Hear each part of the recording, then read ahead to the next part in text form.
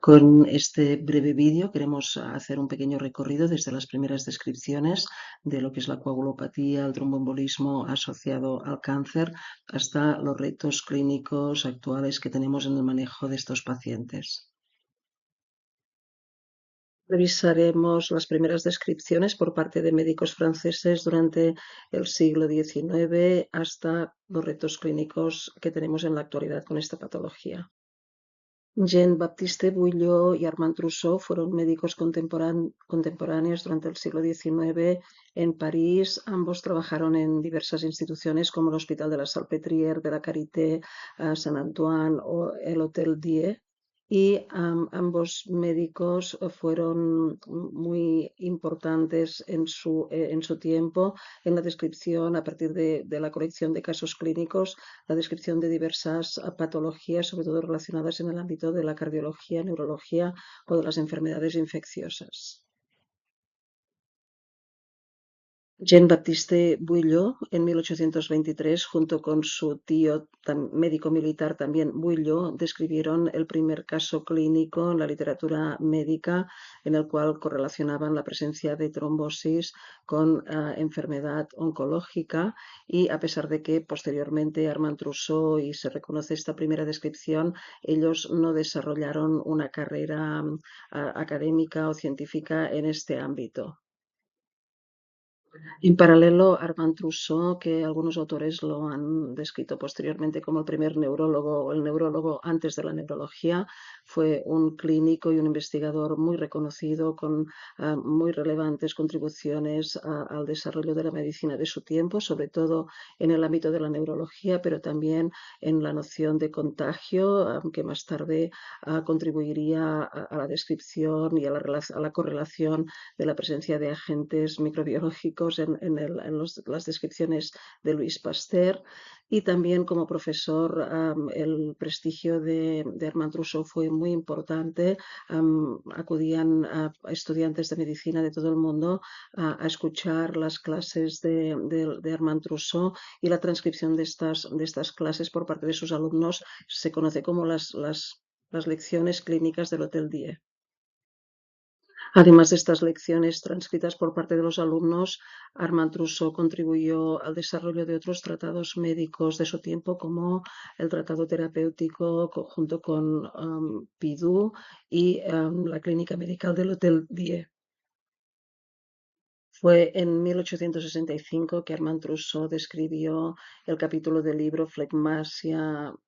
Alba Dolens, en el cual se describían de forma detallada un conjunto de casos clínicos en los que se relacionaba la presencia y la descripción de tromboflebitis migrans como signo paraneoplásico de la presencia de cáncer oculto, y la descripción de este conjunto de casos es lo que le valió posteriormente el epónimo de síndrome de Trousseau.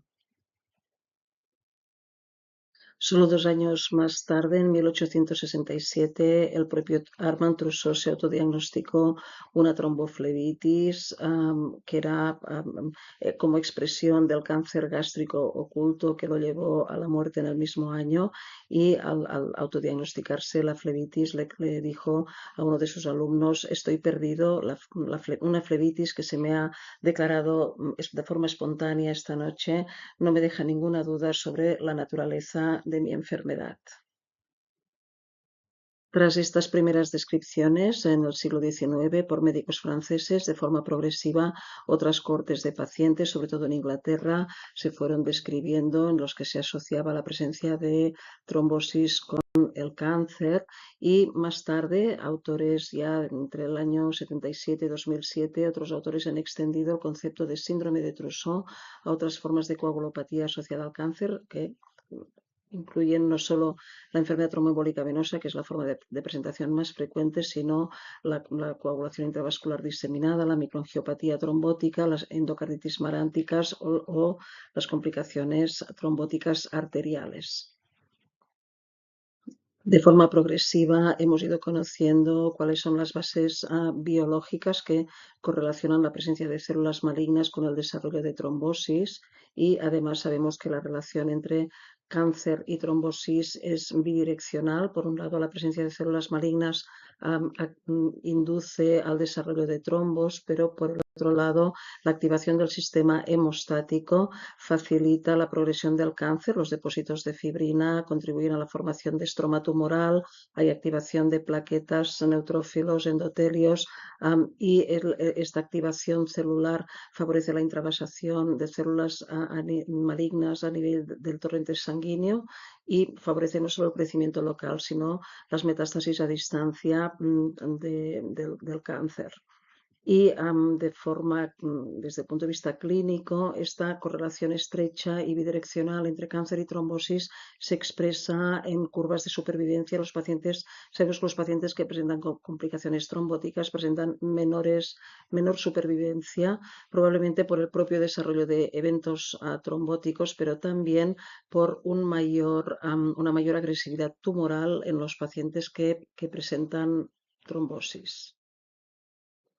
De todas formas, en los pacientes oncológicos tenemos que tener en cuenta no solo estos mecanismos biológicos derivados de la célula tumoral, sino que son múltiples los otros factores clínicos, cirugía, inmovilización, presencia de catéteres, etcétera, que influyen en la tríada de Virchow y que por tanto favorecen el desarrollo de trombosis. Además, estos múltiples mecanismos pueden variar a lo largo de la evolución de la enfermedad, lo que obliga a mantener una actitud activa en cuanto a la revisión de los múltiples factores de trombosis en estos pacientes para ajustar el tratamiento más adecuado en cada momento.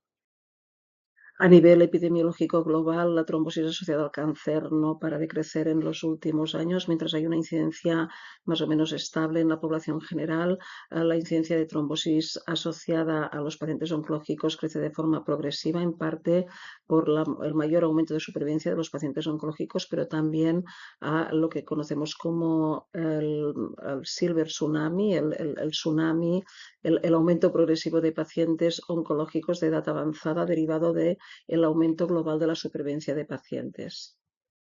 La generalización del uso de tromboprofilaxis primaria, tanto para pacientes médicos como quirúrgicos, ha hecho que en los últimos años haya un cambio epidemiológico importante, una mayor incidencia de trombosis en los pacientes oncológicos en el medio ambulatorio. Otro reto en la actualidad es el manejo de otras formas de trombosis, como el derivado de la presencia de catéteres venosos centrales. También el diagnóstico creciente de lo que conocemos como enfermedad tromboembólica incidental, que se diagnostica al realizar exploraciones de imagen en los pacientes con cáncer. Esta forma de presentación actualmente es muy importante, representa para globalmente 1 de cada 3 trombos son incidentales y a nivel de embolia pulmonar, 1 de cada 2 embolias de pulmón en los pacientes con cáncer son de diagnóstico incidental. Y además esta forma de trombosis pues, genera muchas veces pues, problemas organizativos desde el diagnóstico en las salas por parte del radiólogo hasta la valoración clínica de los pacientes. Ha supuesto un cambio de paradigma en el diagnóstico y el manejo de los pacientes con cáncer y trombosis. A pesar del desarrollo progresivo, la heparina se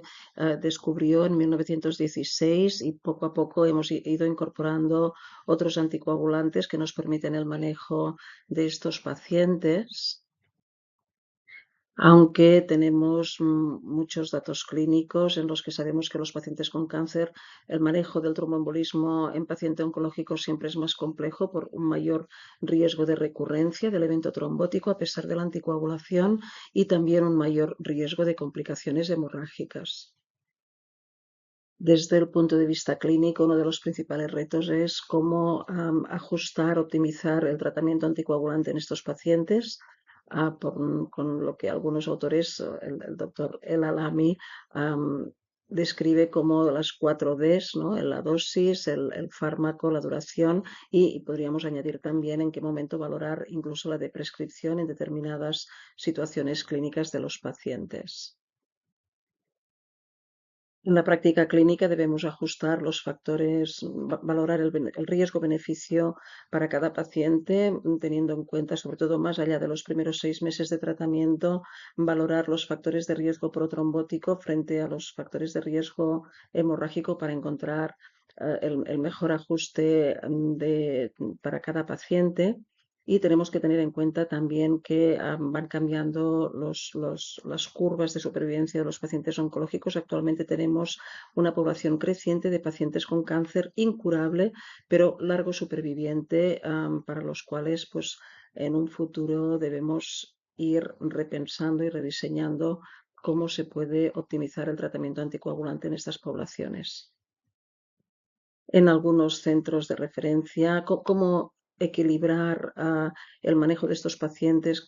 para una patología transversal como es el desarrollo de trombosis que afecta a múltiples especialistas en el hospital. Pues en algunos centros de referencia existen experiencias como son las en el centro de Cleveland del doctor Corana o de Cardiff del doctor Nobel, en el cual incluso pues, se pueden crear clínicas específicas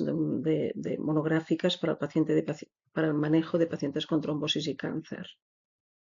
Por tanto, tenemos múltiples retos clínicos para resolver, sobre todo relacionados con la tromboprofilaxis primaria y la tromboprofilaxis secundaria para esta población, en aspectos relacionados con no solo la supervivencia, sino también la morbilidad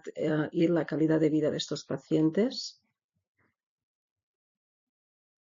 Y para aquellos que tengan un especial interés, recomiendo, pasamos del París del siglo XIX a la Italia Bérgamo del siglo XXI, en el cual pues, la doctora Falanga lidera un congreso que es bianual y que la próxima edición es en abril de 2026. En el cual pues, es un congreso monográfico sobre coagulopatía asociada al cáncer y que es un congreso con muy alto nivel científico, tanto desde el punto de vista biológico como clínico.